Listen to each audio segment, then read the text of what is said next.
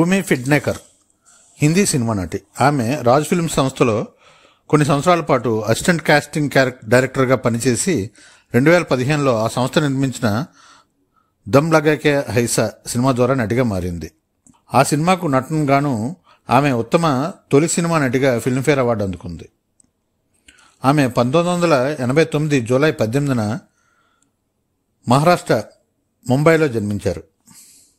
ఆమె దమ్ లగాకే ఐసా, టాయిలెట్, ఏక్ ప్రేమ్ కథ, love stories, Bala, పతి పత్ని ఔర్ వో, బధాయి దో, గోవిందా నామ్ మేరా, thank you for coming, the lady killer ఇంకా బాలీవుడ్ చిత్రాల్లో నటించారు. ఆమె భూమి ఫెడ్నేకర్ గారు మీకు మామయ్య కబుర్లు మరియు వీక్షకుల తరపున జన్మదిన శుభాకాంక్షలు. మామయ్య కబుర్లు ఛానల్ను సబ్స్క్రైబ్ చేయండి, గంట సింబల్ నొక్కండి, లైక్ చేయండి, వీడియోని